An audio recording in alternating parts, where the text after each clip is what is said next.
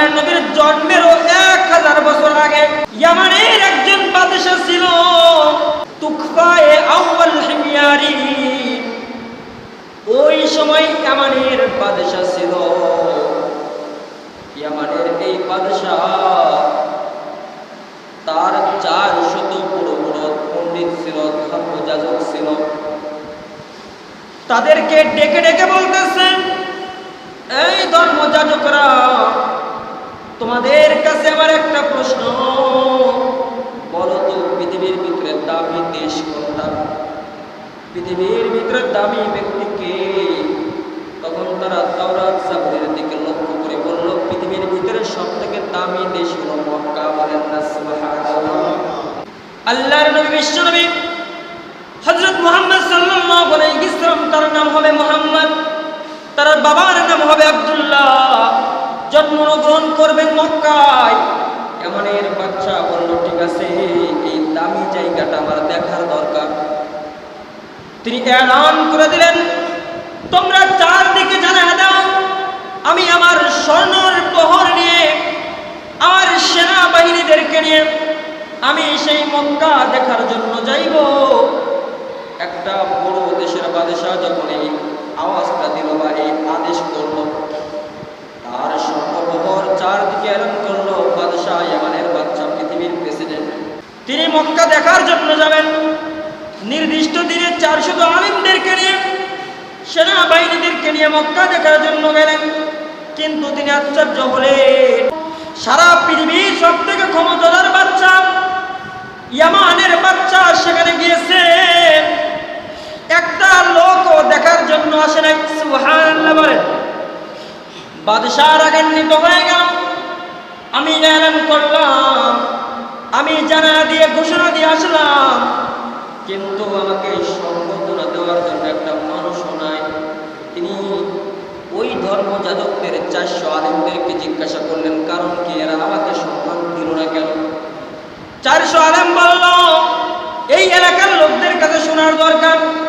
একজনের কাছে যখন জিজ্ঞাসা করলো, সে বলল, মক্কার মানুষেরা, তাদের একটা ঘর আছে, এই ঘর নাকি পৃথিবীর প্রথম ঘর, এই ঘরকে তারা সম্মান করে, এই ঘরের মালিককে তারা সম্মান করে, অন্য কারো কাছে মাথা নত করে না। বলেন সুবহানাল্লাহ।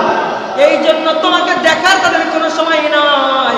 বাচ্চা রাগান্বিত হয়ে গেল, এমন কোন ঘর যেই ঘরের জন্য আমাকে সম্মান দিল না, ওই ঘর আর জমির বুকে রাখবো না। বলেন নাউযুবিল্লাহ। ওই ঘরটা ভাঙার জন্য, বিধ্বস্ত করার জন্য নবীর জন্মের 1000 বছর আগে ইয়ামানের বাচ্চা তুকফায়ে আউয়াল ওই ঘরের কাছে চলে গেল, দিয়ে রক্ত বের হতে দেরি হলো না। বলেন সুবহানাল্লাহ। ওখানে তার শরীরটা অবশ হয়ে গেল, কেমন যেন জমিন তাকে ধ্বংস করে দিবে। একটা পর্যায়ে আলেমরা বলল, বাদশা জাহাপনা, আপনি আল্লাহর কাছে তওবা করেন, না হলে ধ্বংস হয়ে যাইবেন। তার মনের ভিতরে ভয় চলে আসলো, কাবার মালিকের কসম দিয়ে বলল, কাবার মালিক, তোমাকে আমি বিশ্বাস করি, তুমি আমাকে মাফ করে দাও, আমি মক্কার কোনো ব্যক্তির সাথে খারাপ ব্যবহার করব না। এই দোয়া করার সঙ্গে সঙ্গে আল্লাহ তাআলা আবার তাকে আগের মতো সুস্থ করে দিলেন। বলেন সুবহানাল্লাহ।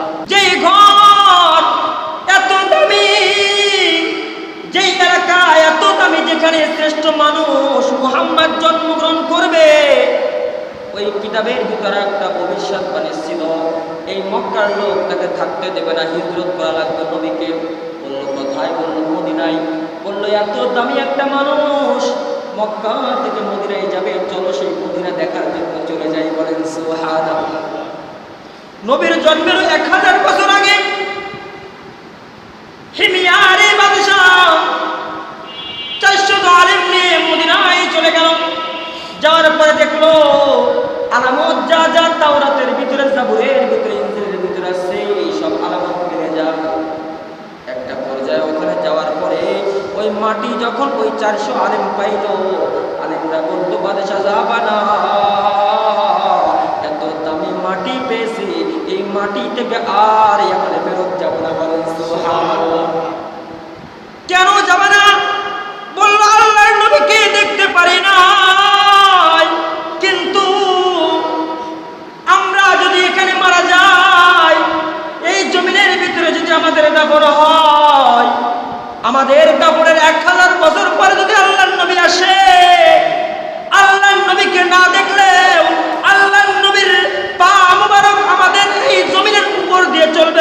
সুবহানাল্লাহ।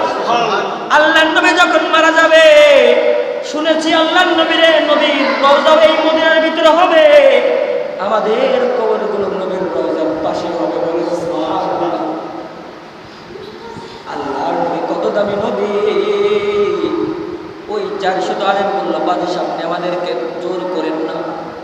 বাদশাহ বলল, আমার মনের আশা আমিও থাকবো, কিন্তু আমি তো বাদশাহ, আমার তো রাষ্ট্র পরিচালনা করার দরকার আছে, না হলে আমি থেকে যাইতাম। সুবহানাল্লাহ।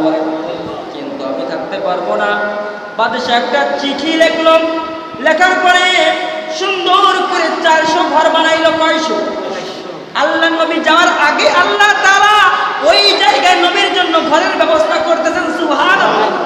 প্রতিবেশীর ব্যবস্থা নবীর জন্মের 1000 বছর আগে নবীর প্রতিবেশী আল্লাহ ঠিক করে দিচ্ছেন। সুবহানাল্লাহ। বলে আমাদের নবীর দাম মান কম না বেশি? বেশি।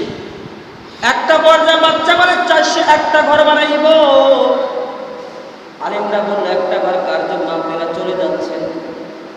বলল, এই ঘরটা আমি আমার জন্য বানাইব না, এই ঘরটা সেই মহামানব আল্লাহর নবী মুহাম্মদের জন্য বানাইব।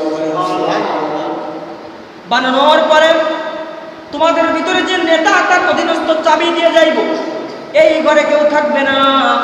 যেই দিন হিজরত করে আল্লাহ নবী মদিনার ভিতরে আসবে, আজকে তোমার কাছে চাবি থাকবে, নেতার কাছে চাবি দিয়ে বলল, এরপর তোমার মৃত্যুর পরে তোমার ছেলের কাছে ওসিয়ত করে যাইবা, একটা চিঠি লিখছেন আর ওই চাবি দিয়েছেন, এটা দিয়ে যাবা। তুমি তাকে বলে যাবা তার ছেলের কাছে যেন দিয়ে যায়। এইভাবে আল্লাহর নবী পর্যন্ত যেন পৌঁছা যায়। একটা পর্যায়ে চাবি দিয়ে বাচ্চা চলে আসলেন। আলেমরা ওখানে জীবনযাপন করতে করতে তারা মারা গেল, তাদের দাফন হয়ে গেল চাবি দিয়ে গুলো একজনের কাছে। আল্লাহ নবী বিশ্বনবী যখন দুনিয়ার বুকে আসলেন, আসার পরে যেদিন হিজরত করে মদিনায় রওনা দিয়েছিলেন, আল্লাহর নবী কুফা নামক স্থানে গেলেন। ওখানে নবীর দাদার বংশধর ছিল, নবীর নানার বংশধর ছিল আব্দুল ওয়াহাব জুহরি। ওখানে নবী কিছু অবস্থান করে 1 সপ্তাহ থেকে ওখানে একটা মসজিদ বানাইলেন। এরপরে যেদিন নবী মদিনার ভিতরে ঢুকলেন, যখন কুবায় নবী আছেন, মদিনার লোকেরা বলতেছে, শেষ নবী মুহাম্মদ মদিনা আসতেছে, চলো আমরা নবীর সাথে দেখা করার জন্য যাই।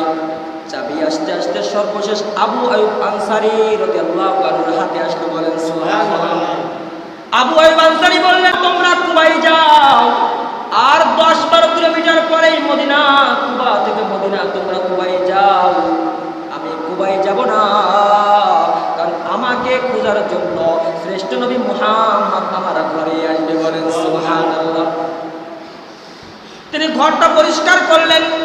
আল্লাহর নবী মদিনায় যখন প্রবেশ করলেন, সমস্ত সাহাবায়ে-কেরাম বলল, আই মুহাম্মদ, ওগো আল্লাহর নবী, আপনার মতো দামি মানুষ আমার বাড়িতে আসেন, আমার 500 ঘর আছে, আমার টাকা পয়সার অভাব নাই। আরেকজন বলে, নবী আপনি আমার বাড়ি আসলে আমি ধন্য হয়ে যাব। আরেকজন টান দিয়ে বলে, নবী আমার বাড়ি আসলে আমি ধন্য হব। সকলে নবীকে টানাটানি করে। বলেন সুবহানাল্লাহ। আল্লাহ নবী বললেন, আমি যদি একজনের বাড়ি যাই আরো 1000 মানুষ কষ্ট পায়, আমি এরকম জালেম নয়, উম্মতদেরকে কষ্ট দিব। এখন তোমরা দেখো, আমি একটা উটের উপরে আছি, এই উটটা হাঁটতে শুরু করবে, হেঁটে হেঁটে যার বাড়ির সামনে কি অবস্থান করবে, আমি নবী তার ঘরের ভিতরে অবস্থান করব। আল্লাহর নবী কেমন উদার হৃদয়ের অধিকারী ছিলেন, কাউকে কি দিতেন না, কষ্ট দিতেন। আল্লাহর নবী বিশ্বনবী হযরত মুহাম্মদ সাল্লাল্লাহু আলাইহি ওয়াসাল্লাম যখন উটের উপরে উঠলেন, উঠার পরে যার বাড়ির সামনে যাচ্ছেন সে তো খুশি, আমার বাড়িতেই মনে উঠটা থামবে। সামনের দিকে যখন যায় তখন সে মনে হয় আমার বাড়ির সামনে উঠটা থামবে। কিন্তু যখন বাড়িটা ক্রস করে চলে যায়, মনটা ভেঙে যায়, কিরে আমার বাড়ির সামনে তুমি থামবো না। যাইতে যাইতে আল্লাহর নবীর জন্য আসে হিমিয়ারি আমাদের বাচ্চা নবীর জন্মের 1000 বছর আগে একটা বাড়ি তৈরি করছিল, যেই বাড়ির চাবি আবু আইয়ুব আনসারী রাদিয়াল্লাহু আনহুর হাতে ছিল। যাইতে যাইতে উটটা ওই বাড়ির সামনেই থেমে গেল। বলেন সুবহানাল্লাহ। যখন উটটা থেমে গেল, যাওয়ার পরে আল্লাহর নবী বললেন, ইয়া আবা আনসারী তালহিনা ইতি ইলাইয়াল মিসবাহ ওয়া রিসালাতি, তোমার কাছে একটা চাবি আমি নবীর জন্য রাখা আছে, একটা চিঠি রাখা আছে, আমি নবীর কাছে দিয়ে দাও। বলেন সুবহানাল্লাহ। আশ্চর্য বলব আনসারী, কিরে মুহাম্মদকে বললো কি? আমি ছাড়া এরকম থেকে জানে না। তখন বুঝতে পারলো আল্লাহ তাআলার মাধ্যমে, জিবরাইলের মাধ্যমে আল্লাহ নবীকে জানা দেওয়া হয়েছে। বলেন সুবহানাল্লাহ।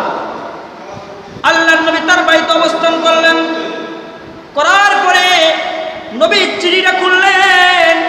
খুঁটা খোলার পরে চিঠির ভিতরে লেখা আছে, ওগো আল্লাহর নবী, আপনার জন্মের স্থান দেখার জন্য 400 আলেমদেরকে নিয়ে আসছিলাম। ওগো নবী, আমি যেহেতু আমাদের বাদশাহ, আমার ইচ্ছা ছিল এই জমিনের ভিতরে থাকবো, কিন্তু থাকতে পারলাম না। আমি না থাকতে পারলো, আপনার জন্য একটা থাকার ঘর বানিয়ে দিয়েছি। ওগো আল্লাহর নবী, আমার জন্ম আপনার জন্মের অনেক বছর আগে হওয়ার কারণে আপনাকে দেখতে পারলাম না। না দেখার পরেও আমি 1000 বছর আগে আমি আপনি নবীর উপরে কালিমা পড়লাম। বলেন সুবহানাল্লাহ। আল্লাহর নবীর জন্মের 1000 বছর আগে নবীর উপরে কি পড়েছেন? কালিমা পড়েছেন, এবং আপনার জন্য এখানে থাকবেন, তার জন্য একটা ঘর বানিয়ে দিলাম। বলেন সুবহানাল্লাহ। সেই নবীর জন্ম এই মাসে হয়েছিল। সুবহানাল্লাহ।